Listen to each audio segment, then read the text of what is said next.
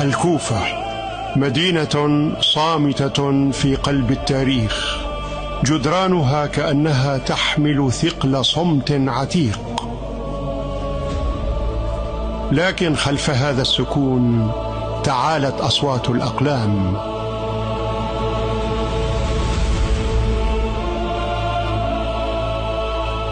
رسائل تعد بالنصرة: يا حسين أقبل فإن قلوبنا معك، أقبل فقد أثمرت بساتين الكوفة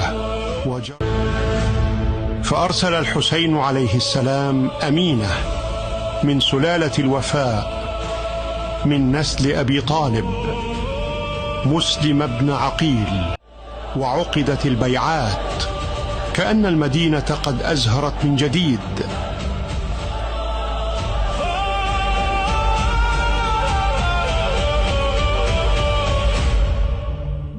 لكن هذا الحماس المضطرب كان جذره في أرض قاحلة، ومع قدوم عبيد الله بن زياد تسلل الخوف إلى القلوب.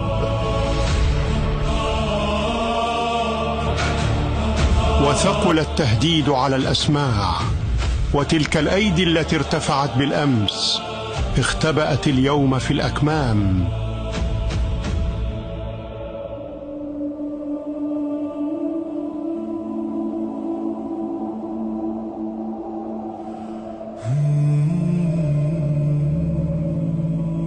خلت الأزقة وأغلقت الأبواب، وبقي مسلم في مدينة دعته غريبة.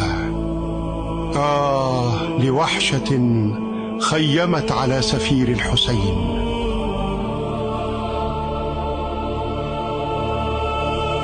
يا أشباه الرجال ولا رجال. وما أدراك من هو مسلم ابن عقيل؟ يدز الحسين يغدرون بيه الجماعة يا وسفه.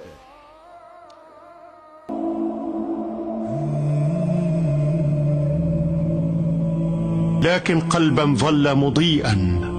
امرأة عجوز من أهل الوفاء، طوعة، آوته في بيتها كأم تؤوي ولدها. أرخى الليل سدوله على الكوفة، وسكن البيت في صمت ثقيل. لكن الخداع وجد طريقه.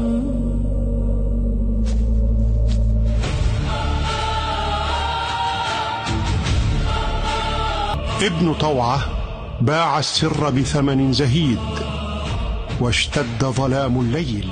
بعد قليل تعالت وقع أقدام الظلم، والبيت الذي كان ملاذا أحيط به، ولم يكن لمسلم بد من القتال. لكن بلا ناصر ولا معين لا أمان لغادر.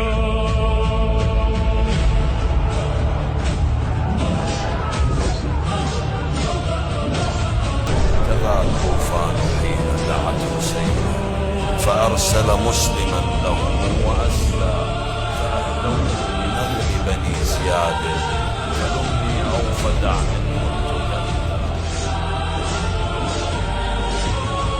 اقتادوا رسول الحسين إلى دار الإمارة ينتهي إلى نينوى. أقسم بالله لأقتلنك قتلة يا مسلم لم يقتل رجل مثلها في الإسلام من قبل. ما أنت فضل غشوم ولا أستبعد منك شيئا.